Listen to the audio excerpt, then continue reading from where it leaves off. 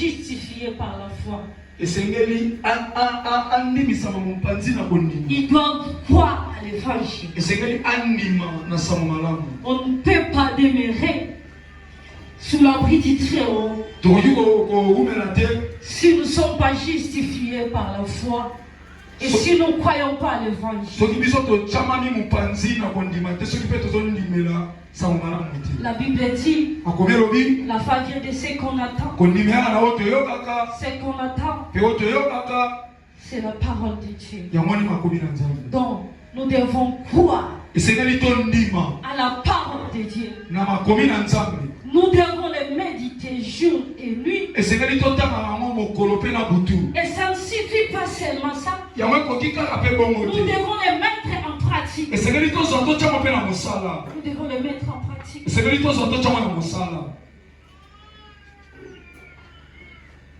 Souvent, nous sommes à l'église.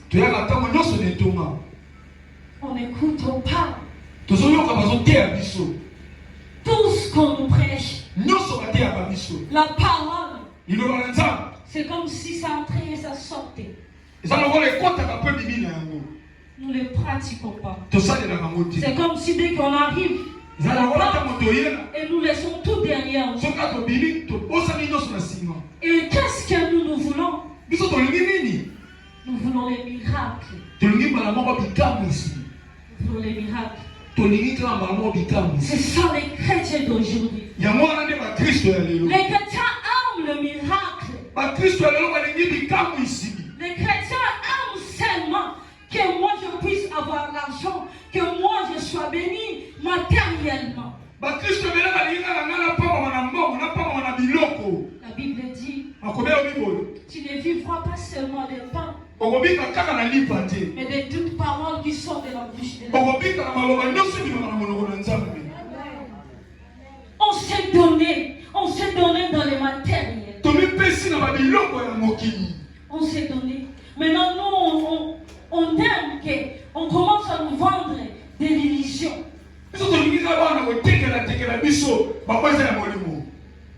Nous aimons qu'on nous prêche du rêve.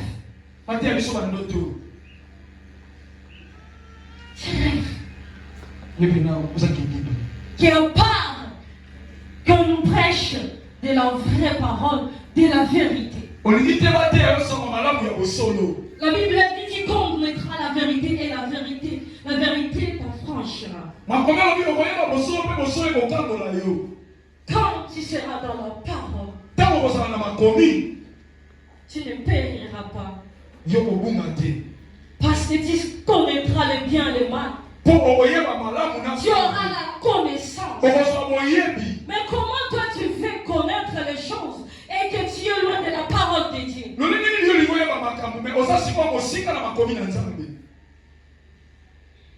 Tu veux tout avoir.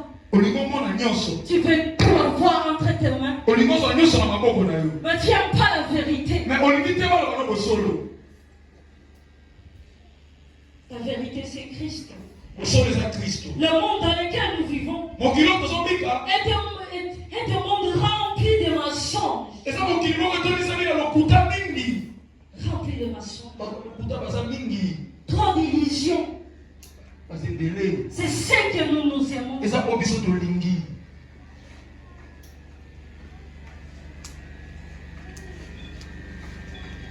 Quand nous connaîtrons la vérité, la vérité nous affranchira et nous saurons faire la différence. Et nous n'allons pas tolérer beaucoup de choses qui se passent dans nos vies. Avec l'évolution de la technologie, avec tout ce qui se passe maintenant. Mais maintenant on s'est dit, la liberté d'autrui, tu dois respecter. Tu dois respecter la liberté de tout un chacun. Même n'importe quoi. Même à l'église. C'est comme si on commence à nous imposer des choses afin que nous connaissons que ce n'est pas la vérité.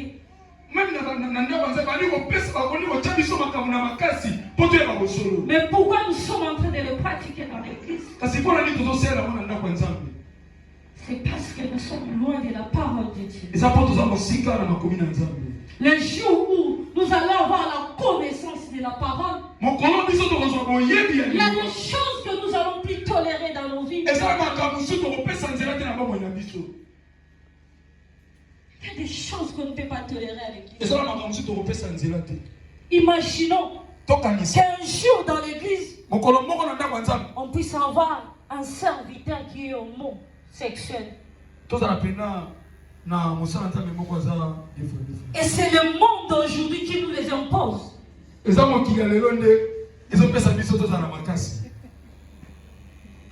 Et maintenant, tellement nous sommes aveuglés. Tellement nous voulons toujours réussir bien avant. Nous voulons être tellement pressés dans la vie.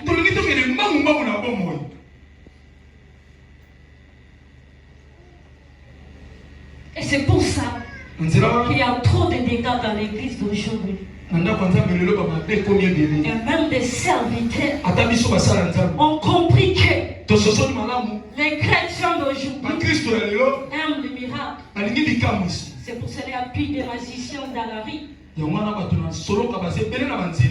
y a plus de magiciens dans la rue. Ils sont maintenant dans l'église. Ils opèrent maintenant à l'église. Et vous allez voir quelqu'un qui vient, qui a eu le miracle aujourd'hui, après une année, 2 mois.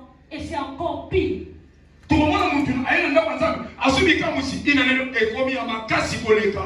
Parce que nous sommes pressés. Nous ne connaissons même plus comment faire la différence entre le vrai et le faux. Tellement nous sommes assoiffés du pain. Tout le reste nous concerne. Mais laisse-moi te dire, Dieu est un enseignant patient. Abraham devait apprendre. Il devait apprendre de nombreuses leçons pour devenir l'homme que Dieu voulait. Qu'il soit le père de la nation.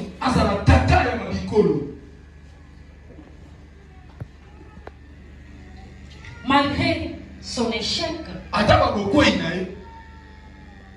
en Égypte et son succès hors de cette bataille, il échouera encore plusieurs fois.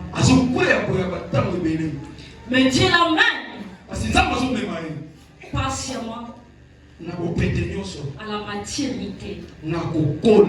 Que Dieu nous aide, nous, les chrétiens d'aujourd'hui, de devenir matures, d'apprendre, d'être formés. Les chrétiens d'aujourd'hui n'aiment pas la formation, n'aiment pas apprendre. Nous sommes pressés dans la vie. Nous voulons tout avoir d'un coup. Nous sommes tellement immatures. Que Dieu nous aide. Que Dieu nous aide de devenir matures.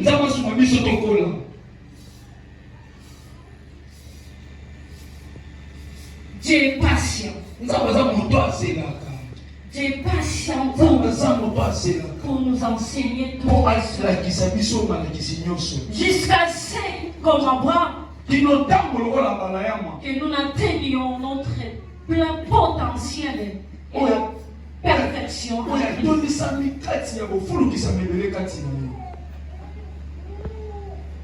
Acceptez d'apprendre. Acceptez d'être formé dans la vérité. Ne sois pas pressé. Tu es en compétition avec personne. Merci. Tu n'es pas en compétition. Sois patient. Apprends. Apprends dans la vérité. Écoute. Même si aujourd'hui ça n'a pas marché, même si aujourd'hui tu as échoué dans la vie, et que demain tu essaies, tu échoues encore, et qu'après demain tu échoues, laisse-moi te dire, il y a un jour, il arrivera, tu réussiras. Même si aujourd'hui ça n'a pas marché, demain ça ira. Le soleil apparaît pour tout le monde. Il plaît pour tout le monde. Notre Dieu est le Dieu de tout le monde. Ne sois pas pressé. À cause d'être pressé dans la vie, beaucoup de vies sont gâchées. Nous avons fait des mauvais choix. Pour être pressé dans la vie. Regarde comment les jeunes meurent. Des maladies compliquées. Dans des pratiques compliquées. C'est parce que nous sommes pressés. Regarde, quand tu es dans le Seigneur, quand tu viens apprendre dans le Seigneur, tu verras que tout ça n'est que vanité. Tu verras que tout ça n'est pas important. Ce qui importe, c'est ton âme. Tout ça, ça passera. Il y a une autre vie après. Mais pourquoi tu gâcher ta vie? Pour qu'après tu vas encore souffrir. Merci.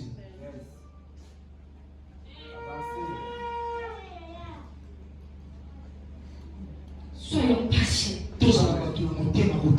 Acceptez d'être formé. Regarde, même si on te dit que toi vraiment, tu es toujours à l'église. Tu es là chaque année.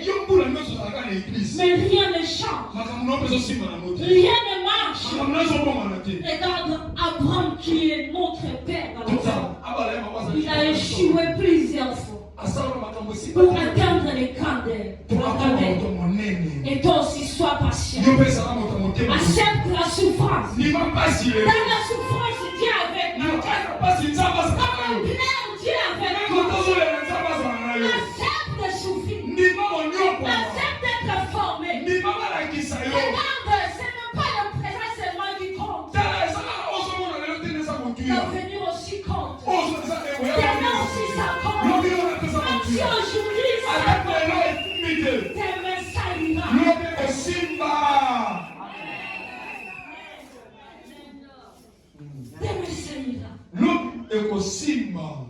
ira.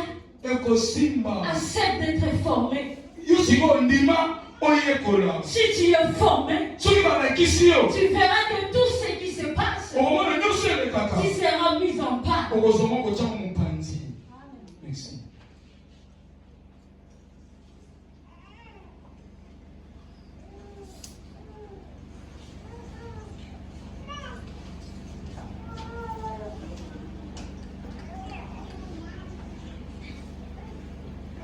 Avançons maintenant dans le chapitre 16.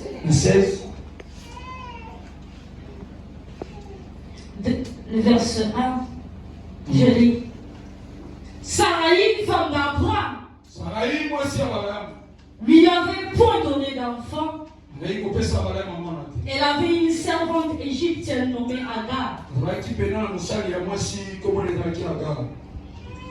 Je ne vais pas aller dans les détails. Mais dans Galates, Sarah est l'image de la grâce. Et Agar, la domestique là-bas, la servante, est l'image de la loi.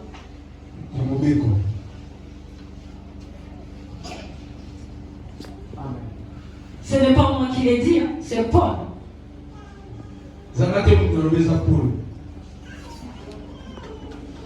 Vous pouvez me demander demandé pourquoi tous ces chapitres sur Agar, sur Sarah.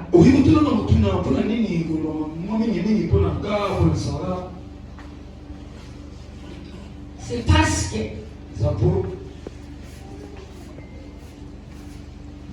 Dieu est en train de nous dire qu'après avoir été justifié par la loi, par la foi,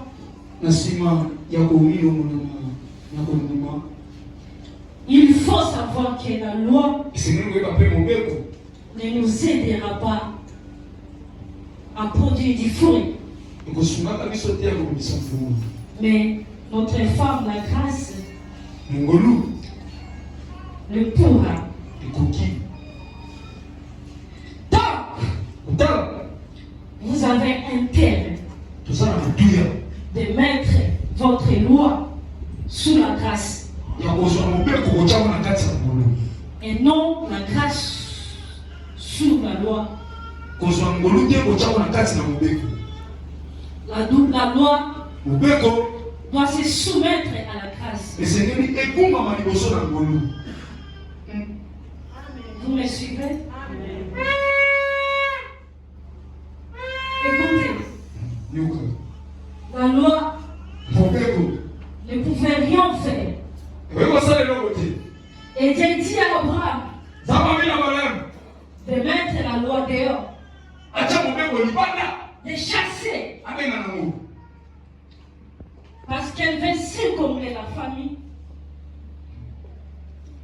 Elle essaie de placer son fils de façon pauvre pour être héritier de l'héritage.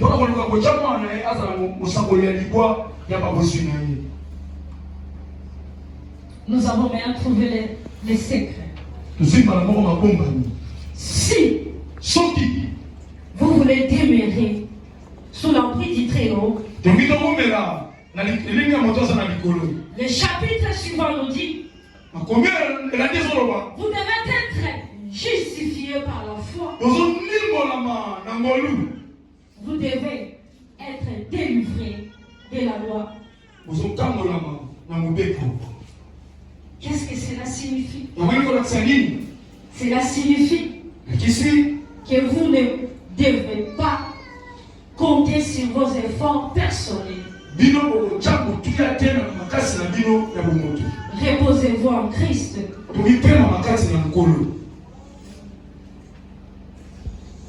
Ne comptez pas sur nos efforts personnels.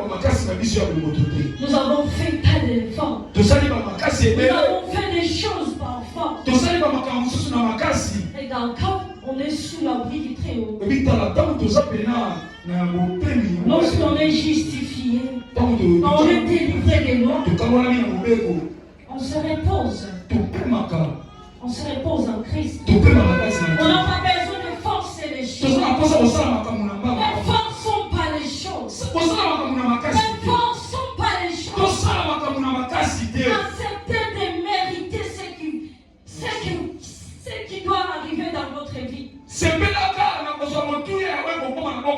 Acceptez de mériter.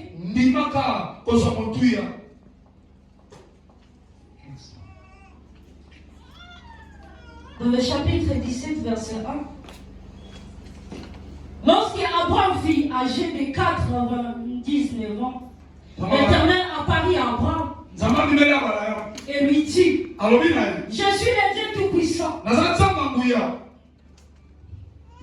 Mes bien-aimés, lorsque vous avez 99 ans, tout semble à l'envers. C'est comme si 9, 6 est devenu 9. Et là, on n'a plus de force. Là, il n'y a plus rien à faire. Et souvent, on se dit à cet âge, j'attends seulement que mon jour arrive. Je n'ai plus rien à faire, j'ai déjà tout fait. À cet âge, il n'y a plus de l'espoir. À cet âge, on n'a plus besoin de d'autres choses, de beaucoup de choses.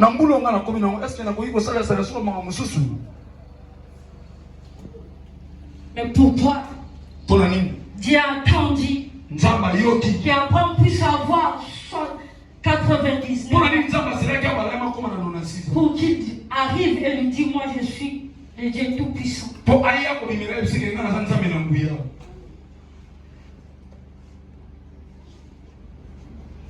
Qu'est-ce que j'aimerais dire par là? Souvent, quand il s'agit des temps et de l'âge, on prend des choix qui nous détruisent. Et souvent, le monde dans lequel nous vivons, il y a souvent des gens qui disent à ton âge, tu n'as pas de mari. Tu n'es pas stable. Tu as déjà 25 ans. Tu as déjà 30 ans. Il n'y a rien. Il n'y a rien, tu as échoué. Qu'est-ce que tu peux faire? Il y a toujours des paroles vénénineuses qui nous détruisent. Nous en avons d'autres terres. Abraham a un enfant. Laisse-moi te dire, ne fais pas de choix pour plaire aux hommes. Ne fais pas